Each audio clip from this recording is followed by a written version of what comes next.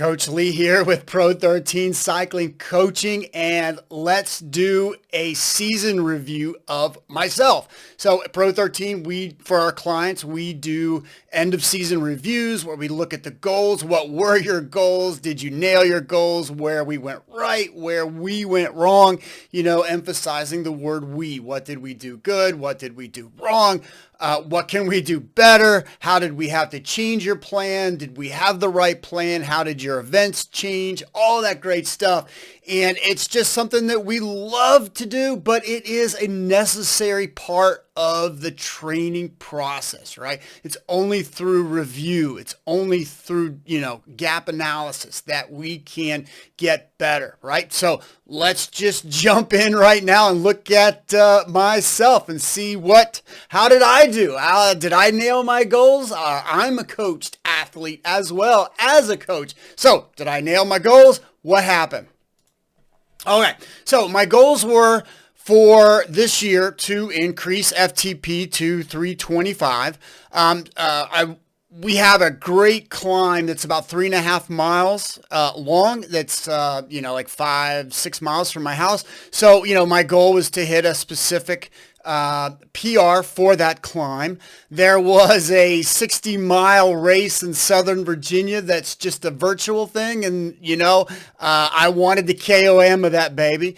PRs for several century rides. I am a century ride Grand Fondo kind of guy, so I really wanted to knock out some PRs for these things. I had some great data from the year of COVID, and so I wanted to come back and see what I could do if I can improve on those races.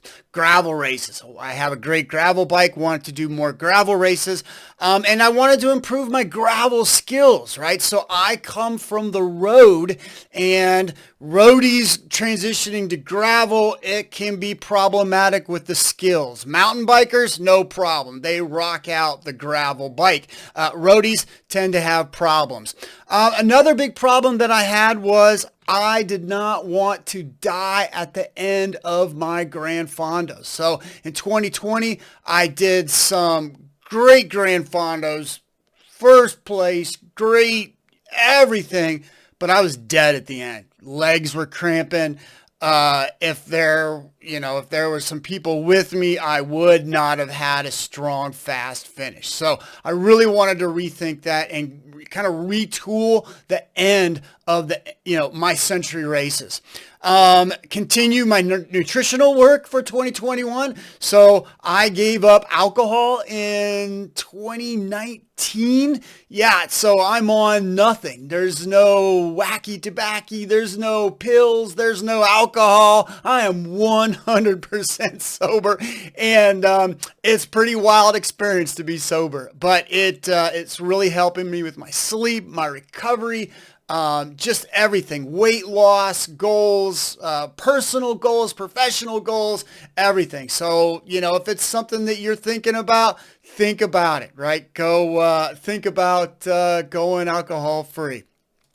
Okay, so let's just look at kind of where I am as an athlete. I did to date, this is the end of my season. I just did my last race the other day.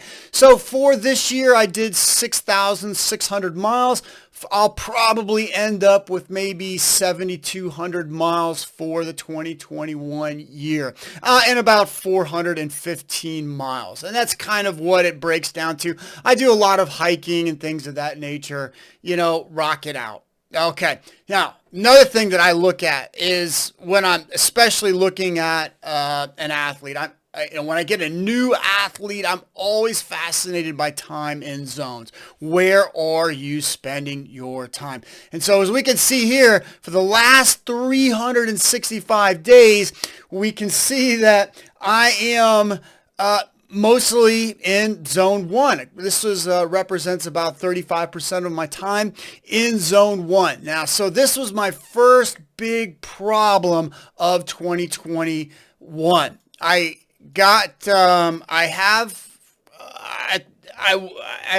kind of went through a couple coaches, and basically very respected coach at the top of the game, one of the chief influencers in the coaching industry, he sent me this of one of his clients, and it was their client's time and zone. This was a professional athlete, similar topography, geography as that I have. I'm in the mountains of Virginia. It's up and down, but this was a professional athlete that had sort of the same goals as I do and things like that. And so if you look at their last 180 days and you look at my last 365 days, which this looks exactly like my last 300 or 180 days, there's a problem, right?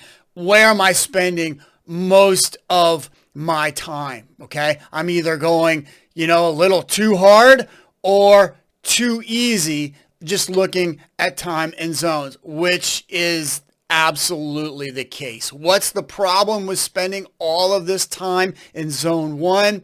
Well, this is a chart that I show over and over and over again, and I sound like a parrot, right? A parrot just repeats the same thing. Well, I will, this is one of the biggest things that just really hit me in the 2021 racing season. Look at this. What is this? This is zone 1, right? This is, these are the physiological adaptations that happen in zone 1, and there's not a lot going on, right? This chart is brilliant. It comes from Andy Coggan, Training and Racing with the Power Meter, an introduction in 2003. It was an article, not the book. And as this has just been shown ever since, where do physiological adaptations really start? It's in what we now call zone 2 or the endurance zone. And this is the juice, baby. This is where it all starts. But if you look at where I'm spending my time, I'm in zone 1. And then, looking at how did I get so much time in zone 1, I went back all the way to my base training back in November, December, January, February. So this is December 26th. This was an endurance ride. My coach said, hey, go out, do an endurance ride. But what did I do? I didn't do an endurance ride at all. I did a zone 1 ride, an hour and 18 minutes, right? In zone 1. What am I doing? Right? And then here's the problem. I looked at all these rides over and over again, all these endurance workouts that my coach said to do. It's green. Green means good, right? In Training Peaks, but yet I was not hitting my endurance rides. So basically in my whole base season, my coach is telling me to my coach is giving me endurance rides. I was not doing endurance rides, and most importantly, my coach was not calling me on it. There was never a comment that said, Lee, this is an endurance ride. You need to be doing endurance work. What you're now doing is zone 1 work, and there's little physiological adaptations in zone 1. Here's another one. Easy endurance, hour and 4, green. But what am I doing? All in zone 1. And my power meters are dialed in. My zones are dialed in. So there's no mistake in the data. Now, here's another one. Here's another type of workout that I did. So not only did I do massive amounts of the endurance work in my base period, which I missed, I did tons of these 20-minute intervals. They're fantastic for me to do around here. I have a 3.5-mile climb. I can rock these things out really simple. And here's another thing that I have to watch. So I have 10 minutes between this, and where is my valley? So I nail my peaks, right? But my valleys are lacking. And so I need to bring this up as much as I can, right? So the spirit of the workout, the goal of the workout is to nail these peaks. But in training, you have to monitor your valleys. So, right, we have tons of these endurance workouts that come at us. We have tons of these interval workouts that come at us, right? And so we have to nail our peaks, and we have to really monitor, watch those valleys. If we can bring those valleys up to the endurance zone, do it, and you will have a far more productive ride. So at the end of, thinking about all of my zones and all of my base from 2021, I missed a lot of key opportunities. And again, sadly, I was not called out on that by my coach. Huge problem. Let's look at some rides. This was, so at the beginning of the year, I started, nailing some rides. I started nailing some goals. Now, this is one of the biggest things that I learned. So there's a great ride down here. It's called Gravista. I highly recommend it. It's in June. It's about a 65-mile gravel route, but basically it's all uphill, all downhill, all uphill, all downhill. And you basically have 6 huge climbs and 6 huge descents. It's really fun to do if you're into gravel, because the route itself was mostly gravel. And we had about, there was several hundred riders that showed up for the first edition. So it's beautiful mountains, beautiful country, great people, great race. Highly recommend it. So this was my pre-ride. And I always, if you have an A event, a B event, really pre-ride the event. So I went out June 5th and I went as hard as I could. And it took me 5 hours and 49 minutes. The biggest thing that I learned during this pre-route was that all of these descents are gravel descents, and I suck at gravel descending. So I needed to really retool, because the actual event was in 3 weeks. So I did something that I never did before. I made a conscious effort. So here's my performance manager chart for the last 365 days. As you can see, I had a base period. I started my ramp through my base. And then I pretty much for several months, I was about at a CTL of 90. And what I decided to do for Gravista, I needed work on skills. I needed work on my descending. So what I decided to do here in June was to, instead of ramp my fitness up for Gravista, for my A race, I decided to actually let it fall and work on my descending skills. So you get that, right?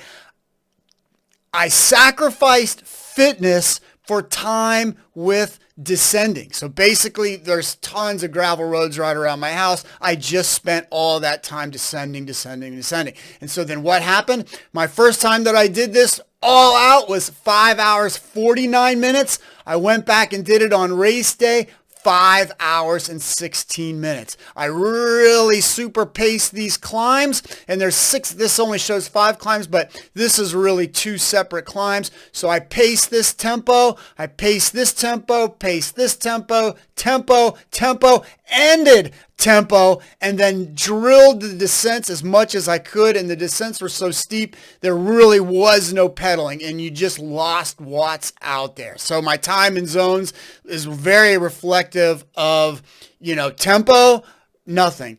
Or I'm sorry. Tempo, nothing. And it was just a perfectly planned, executed race for me. It was the best that I could do on that day at 5 hours and 16 minutes. So I used training. I used the power meter, pacing the power meter to dial in that whole ride. And it was one of the best things that I did for 2021. Now, here's how I ended my season. So for me, the pacing was crucial, riding an endurance zone. So if you have an endurance race, right, you have a ride that's 4 hours. So that's your endurance zone. You have to pace endurance zone. So at the end of the year, we had a Virginia Blue Ridge Grand Fondo, and so my only goal was to pace this as much as possible. We got messed up. This is all group ride stuff, and then I just laid back and let everybody go. Everybody raced this climb. I just settled in and did it at a really nice pace, and then just paced myself all the way throughout this race. And so I actually had a variability index of 1.04 for this race, which basically made my power data would make you think that I was riding on the beach. And we had these monster climbs. And on this day, at my last race of my last day of the season, I hit my all-time 4-hour best for average watts. So I was super proud of myself out there. Now, what did I learn from 2021? I need to continue to gather data from my heart rate and my performance, my power meter and my heart rate meter. I was not collecting data at the beginning of the year. I need to do all the data that I could. So now I always wear my heart rate monitor, no matter if I'm doing endurance, no matter what, I'm always looking at that relationship in ride between heart rate and power meter. Continue to improve my pacing. That was one of the biggest things for me and my challenges was to end strong and not end just completely blown up. And that all went back to my pacing. I would start a ride at 230 watts. 5 hours later, 4 hours later, I'm going to finish at 230 watts. And it's hard because most people want to just go out at 250 watts, 260 watts until they can't do it anymore. And then it's just simply of a war of attrition until you get to the very end of the race. That's what I was doing. I can't ride that way. So in 2021, through work in my endurance zone, through dedicated pacing work, I was able to end strong. For 2022, I need to upgrade my technology. I need a new bike, right? I need to continue to develop my zone threshold. So one of the biggest things that I learned was that just because your 20-minute FTP test says that you should be able to do zone 1 at this amount of watts for this amount of time, or zone 2 for this amount of watts for this amount of time, or zone 3 for this amount of watts for this amount of time, does not mean that you can do it, right? Not at all. So if my race is endurance pace, I need to make sure that in training, I am nailing my endurance zone. That was huge for me in 2021. All right, continue my consistency. That's one of my, my really good things that I do. I can get out there and I can just be a very consistent rider. I love training. I love training more than racing. So I can get out there and just be awesome in my consistency. I really need to work on my calendar of events and goals for 2022. So now that, COVID is letting up and we can plan better, that I really want to dial this in and really do deep dives on my events, which will help me better understand how to train in my base period. And I want to increase my duration for 2022. I want to increase my volume. The rides that I like to do are the Grand Fondos, are the Century rides, and so I really want to start increasing my duration a little bit, get a little more time on the bike, but most importantly, get the right kind of time on the bike, really get quality time. Pain, one of the things that I want to do for next season is I want to have workouts that are specifically designed to elicit pain so that I can train my brain. Pain and brain go hand in hand, and I want to really better prepare my brain for train. I also want to get down to 165 pounds. So one of my big goals is at 175 pounds, listen, look at me. For 175 pounds, it is killing me out there to try to compete with all those little guys out there. Plain and simple. Weight matters. So at 6'1" and 175 pounds, I'm not the type of rider that's really strong. And so I need to lose weight, plain and simple. So my goal is to get down to that 165 pounds. Now, my biggest takeaway for this video and for my postseason review is time and zones. I need to if my workout is assigned to me as endurance, I need to ride endurance, plain and simple. Pacing is key. Pacing those workouts in training, pacing in racing, not going out too hard. really understanding what I can do on all of the climbs throughout a century race, that is key. Pacing the climbs, pacing the descents, pacing the entire ride. All of that is crucial. And then in 2021, I learned this more than ever. Sometimes you have to sacrifice fitness to gain time. And that can be simply, that can be like what I did. So I just sacrificed fitness so that I could just go out. I only have so many hours a week that I can spend on the bike. So I spent dedicated time in descending on the gravel bike, which gained me 30 minutes. So even though I lost fitness in a 3-week period, I still gained 30 minutes.